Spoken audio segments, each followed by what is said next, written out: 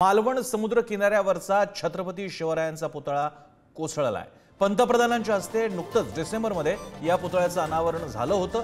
पुतळ्याच्या आणि बांधकामाच्या दर्जावर त्यामुळे मोठं प्रश्नचिन्ह उपस्थित झालेलं आहे। सिंधुदुर्गात मालवण इथं समुद्र किनाऱ्याच्या परिसरामध्ये हा छत्रपती शिवरायांचा पुतळा उभारण्यात आला होता, मात्र तो आता कोसळलेला आहे। अर्थात तो नैसर्गिक कारणांमुळे कोसळलेला आहे हे इथे स्पष्ट करणं गरजेचं आहे। मात्र यामुळे पुतळ्याच्या आणि बांधकामाच्या दर्जावर मोठं प्रश्नचिन्ह उपस्थित झालेलं आहे।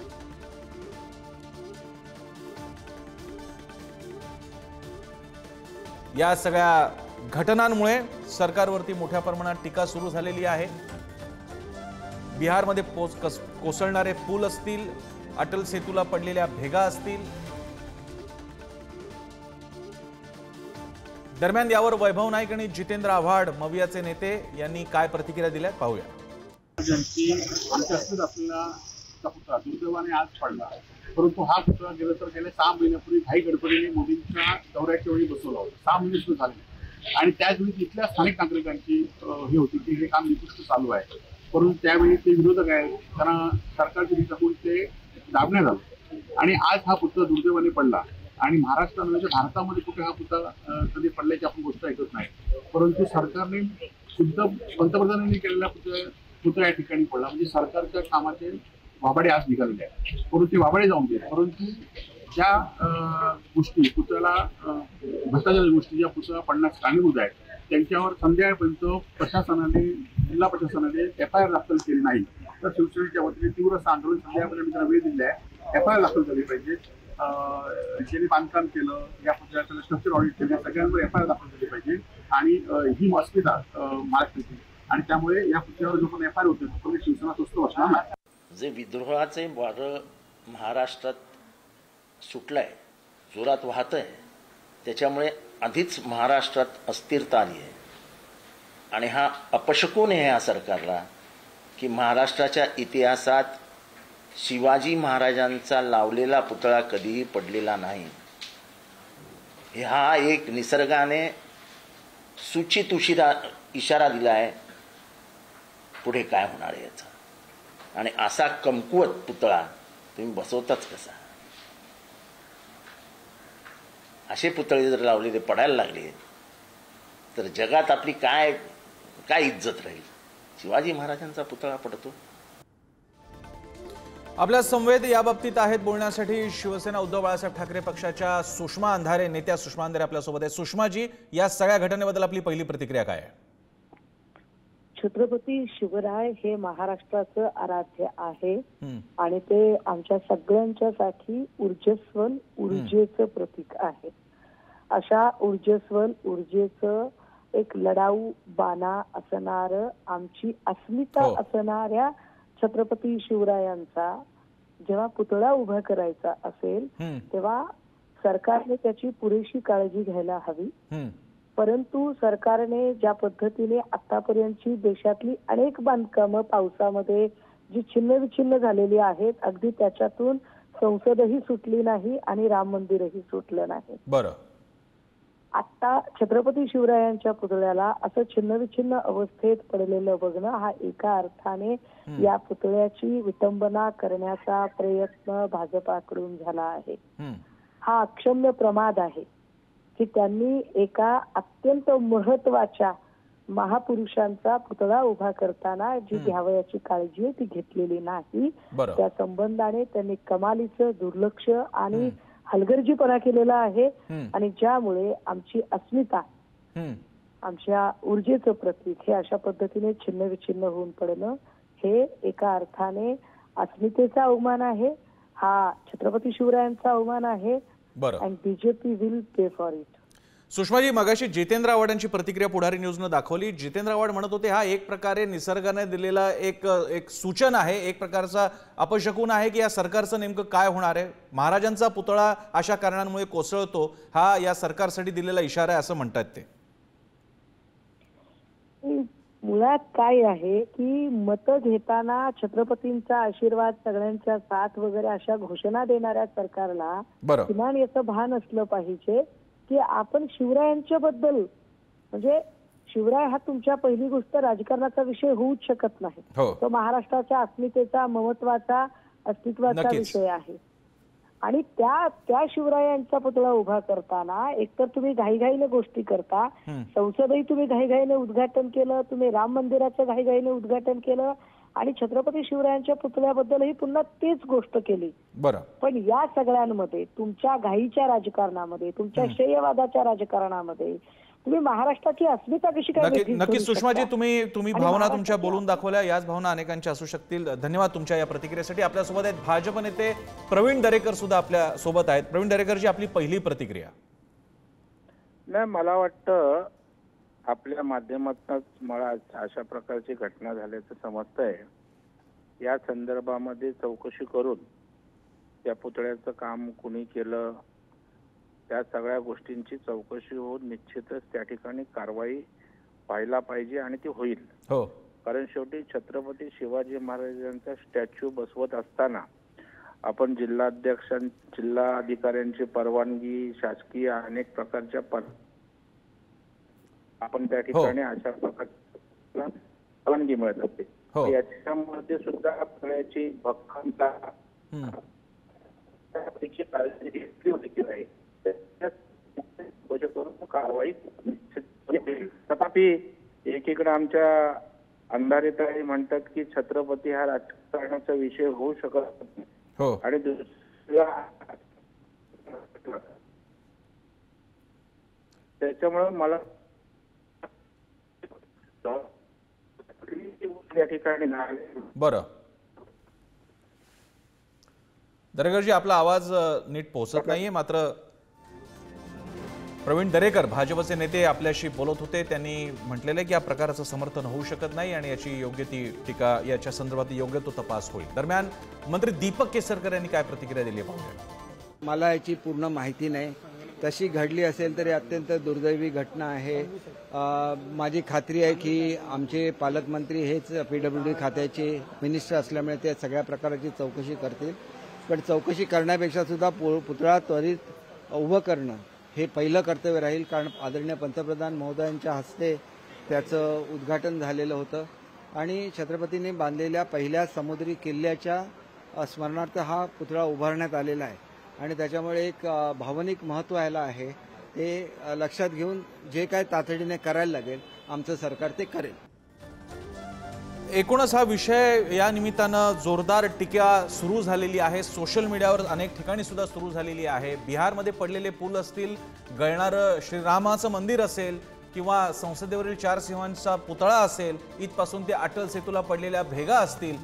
अगदी आजच सार्वजनिक बांधकाम विभागाच्या एका इमारतीचं उद्घाटन करताना अजित पवार यांनी तिथल्या बांधकामावरती उपस्थित केलेलं प्रश्नचिन्ह असेल आणि आता तर थेट छत्रपती शिवाजी महाराजांचा हा पुतळा, उभा पुतळा, आणि त्याला नुकसान होतं त्याचं नैसर्गिक कारणांमुळे. प्रश्न असा आहे की मग आपले कंत्राटदार आणि या विषयावरती काम करणारे अधिकारी नेमकं करतात तरी काय? खरं तर ही यादी वाढवता येऊ शकते. मुंबई नाशिक हायवे असेल, मुंबई गोवा महामार्ग असेल, त्याची तर चाळण आपण बघतोच आहोत. हे सगळे विषय सार्वजनिक बांधकाम खातं, संबंधित अधिकारी, कंत्राटदार यांच्याशी निगडीत आहेत. मग त्यांचं काय चाललंय?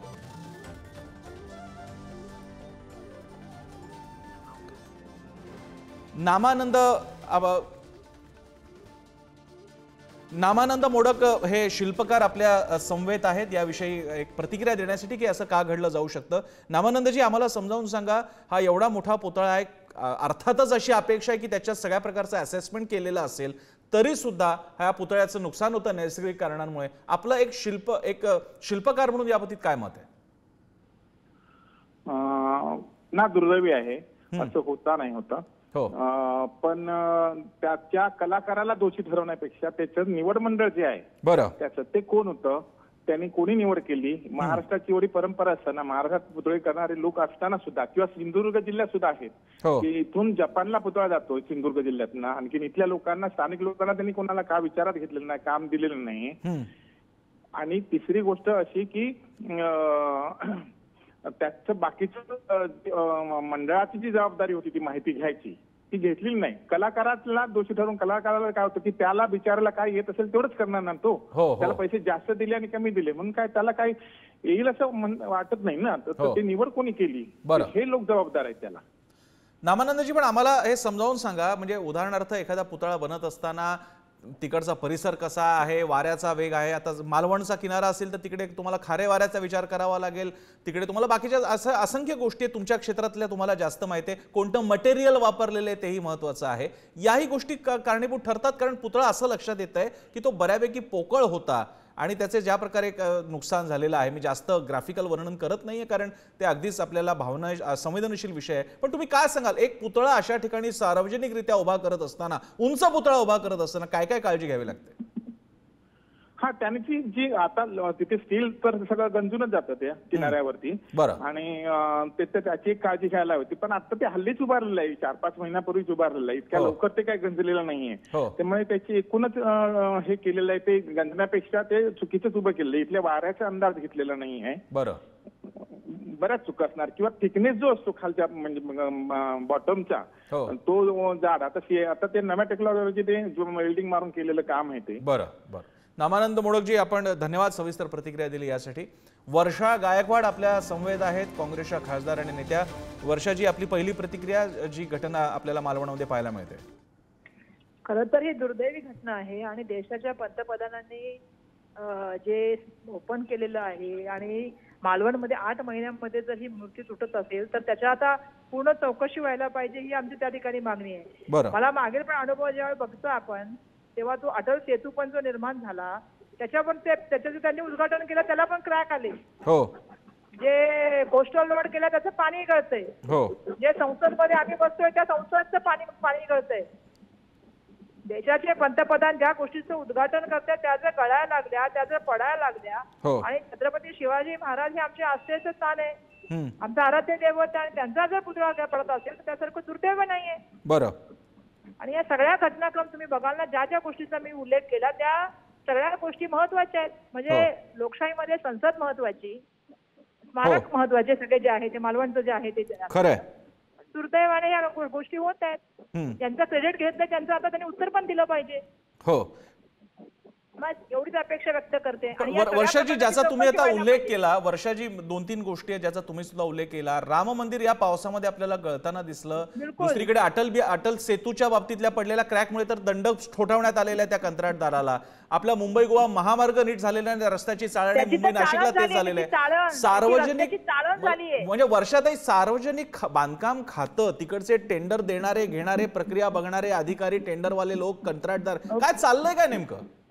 अरे पूर्ण त्याची चौकशी व्हायला पाहिजे एकदा त्या खात्याची. आणि सगळ्यात महत्वाचं म्हणजे देशाच्या पंतप्रधानांच्या हस्ते उद्घाटन होतं, छोट्या मोठ्या व्यक्तीच्या हाताने नाही उद्घाटन झालेत ना या गोष्टींची. हे उद्घाटन देशाच्या पंतप्रधानांच्या हस्ते झालंय, संसदेमध्ये त्यांच्या हस्ते उद्घाटन झालंय, राम मंदिराचं उद्घाटन त्यांच्या हस्ते झालंय, अटल सेतूचं उद्घाटन त्यांच्या हस्ते झालंय. आणि अशा गोष्टींच्या झाल्यानंतर या गोष्टींची क्वालिटीचं अनालिसिस तर करायला पाहिजे. म्हणजे आता किती महिन्यात गोष्टी कळायला लागल्यात. नक्कीच. वर्षाजी, आपल्या संतप्त प्रतिक्रियेसाठी. आणि हे बरोबर नाहीये, अर्थात जिथे आस्थेचा प्रश्न आहे त्याचं तर ते पूर्ण चौकशी करून घेतली गेली पाहिजे असं माझं म्हणणं आहे. धन्यवाद वर्षाताई आपल्या सविस्तर प्रतिक्रियेसाठी. आपल्यासोबत आता आहेत वैभव नाईक, शिवसेनेचे आमदार आणि नेते आहेत. वैभवजी, आपली पहिली प्रतिक्रिया मालवणमध्ये घडलेला तुमच्याच परिसरातला एका अर्थानं सगळा विषय आहे, बोला. खरं तर ही घटना अत्यंत दुर्दैवी आहे. या घटनेमध्ये बांधकाम विभागाने हजारो कोटी रुपये म्हणजे शेकडो कोटीचा 5-6 कोटी रुपयाचा चुरटा करून हा पुतळा घाई गडबडीत उभारला होता. मोदी येणार म्हणून सिंधुदुर्ग किल्ल्याला जो 400 वर्ष छत्रपती शिवाजी महाराजांनी स्वतः बांधलेला किल्ला आजही सुरक्षित आहे. त्या पुतळ्याचा एकही चिरा ढळला नाही. परंतु हा एक भ्रष्टाचाराचा मोठा प्रकार या बांधकामामध्ये, मोदींच्या दौऱ्याच्या वेळी असलेल्या हेलिपॅडमध्ये, आणि दुर्दैवाने या जिल्ह्याचे बांधकाम मंत्री आणि जिल्ह्याचे पालकमंत्री हेच या कामावर मॉनिटरिंग करत होते. आम्ही त्याच्या वेळी तक्रारी सुद्धा दाखल केलेल्या आहेत स्थानिक लोकांनी की हे काम निकृष्ट दर्जाचं सुरू आहे, त्याच्याकडे त्यांनी दुर्लक्ष दिलेलं आहे. आणि आज पण आता जे जिल्हाधिकारी सुद्धा त्या कमिटीवर, आताचे अधिकारी सुद्धा तिथे होते. आता आम्ही तहसीलदार ऑफिस आणि मालवण पोलीस स्टेशनला जाऊत. जोपर्यंत त्यांच्यावर गुन्हे होत नाही तोपर्यंत आम्ही इथं हलणार नाही. आणि आमच्या भवनात तीव्र आहेत. आणि खरं तर बांधकाम मंत्री, पालकमंत्र्यांनी सुद्धा या घटनेचा हे म्हणून राजीनामा दिला पाहिजे, कारण ही मोठी घटना आहे. मगाशी मुंबईतलं अटल सेतू असू देत, हे असू देत, हे सगळे विषय आहेत, हे बांधकाम क्षेत्रातले आहेत. परंतु ही अस्मिता आहे महाराष्ट्राची आणि या अस्मितेच्या जर असं कोण करत असेल, 6 महिन्याच्या आत जर पुतळा कोसळला असेल आणि तर हे मात्र दुर्दैवी आहे. वैभवजी, एक तुम्ही आता उल्लेख केला, वैभवजी तुम्ही आता प्रतिक्रियेत उल्लेख केला की हा बनतानाच या सगळ्यामध्ये काहीतरी अडचणी होत्या, समस्या होत्या, त्रुटी जाणवत होत्या, तुम्ही लक्षात आणून दिल्या होत्या, तुम्हाला आधीच लक्षात आलं होतं काहीतरी चुकतं इथे?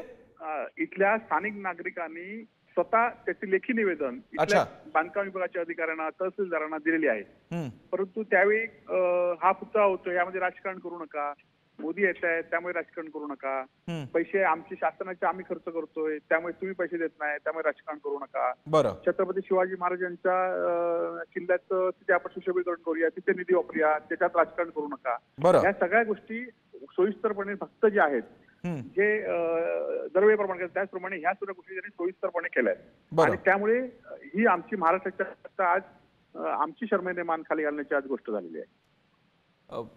अतिशय चुकीचा आणि दुर्दैवी प्रकारे. धन्यवाद वैभवजी आपल्या या सविस्तर प्रतिक्रियेसाठी. संतप्त प्रतिक्रिया सगळीकडून येत आहेत आणि शासनाची, सरकारची मात्र पुन्हा एकदा अडचण झालेली आहे, कारण याची उत्तरं द्यावी लागणार आहेत.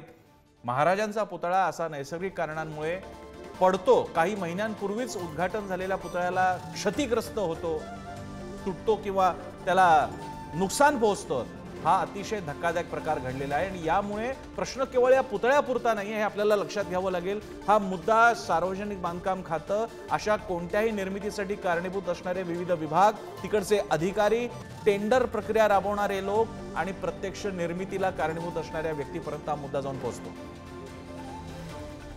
प्रतिनिधी उमेश भुसडे आपले प्रतिनिधी सदैव त्या तिकडे स्पॉटला आहेत आणि या सगळ्या विषयावरती लक्ष ठेवून आहेत. उमेश, आत्ता तिथे काय काय चाललेलं आहे, कोण कोण तिकडे येत आहे, काय होणार आहे, काय दखल घेतली जाते? निश्चितच प्रसन्नजी, इथे आपण बघितलं की काही तासांपूर्वी आपल्या राजकोट किल्ल्याच्या ठिकाणी छत्रपती शिवाजी महाराजांचा जो पुतळा होता तो कोसळलेला आहे आणि त्यानंतर जिल्हाधिकारी SP आहेत ते इथे येऊन गेले. त्यानंतर मग येथील स्थानिक आमदार वैभव नाई देखील येऊन गेले आहेत, तिथे स्थानिक प्रशासन, नगरपंचायत येऊन गेले. आणि आपण पाहतो आहोत की हा जो राजकोट किल्ला ह्या ठिकाणी आहोत, या ठिकाणी ऊन, वारा, पाऊस आणि समुद्राच्या लाटा ह्या मोठ्या प्रमाणात येत असतात आणि त्या अनुषंगाने हा किल्ल्याला कोसळलेला आहे असं एक माहिती येते. पण याच बाजूला जो सिंधुदुर्ग किनारा आहे, छत्रपती शिवाजी महाराजांच्या जो सिंधुदुर्ग किनारा आहे मालवणमध्ये, जो जुना किल्ला आहे, तो तशा पद्धतीने या लाटा, वारा आणि पाऊस झेलत आहे आणि त्या किल्ल्याला काहीच होत नाही. आणि अशा पद्धतीने जर समजा आपल्या छत्रपती शिवाजी पुतळ्याचं समजा अशा पद्धतीने कोसळलं असेल तर नेमकं काय कारण आहे आणि कशा पद्धतीने नेमकं झालं आहे, याला नेमकं जबाबदार कोण आहे, असे प्रश्न आता सर्वजण विचारतात. पण म्हणजे आपल्याला सगळ्यांना एक वाईट गोष्ट आहे की आपल्या सिंधुदुर्ग जिल्ह्यातील हा जो पुतळा आहे तो 4 डिसेंबर रोजी जो नौसेना दिन होता त्यावेळी उभारण्यात आलेला होता. नौसेनाच्या निमित्ताने त्या पुतळ्याचं अनावरण देखील पंतप्रधान नरेंद्र मोदी यांच्या हस्ते झालं होतं आणि मोठा नौसेना दिन साजरा झाला होता सिंधुदुर्गामध्ये. आणि आता हा पुतळा आहे जो कोसळला, त्यामुळे कुठे ना कुठेतरी प्रत्येक सिंधुदुर्गाच्या मनात ही दुःखद घटना आहे असं समजलं जाते. प्रसन्नजी, मगाशी वैभव नाईक आपल्या सोबत होते, ते प्रतिक्रिया देत असताना म्हणत होते की पुतळा उभारला जात असताना स्थानिक कार्यकर्त्यांनी, नागरिकांनी याबद्दल आक्षेप व्यक्त केले होते, दर्जाबद्दल आक्षेप व्यक्त केले होते, मात्र ते लक्षात घेतले नाहीत. तुमच्याकडे याबद्दल काय माहिती? पुतळा बनत असताना असं दिसत होतं, संकेत दिसत होते काहीतरी प्रॉब्लेम चाललाय?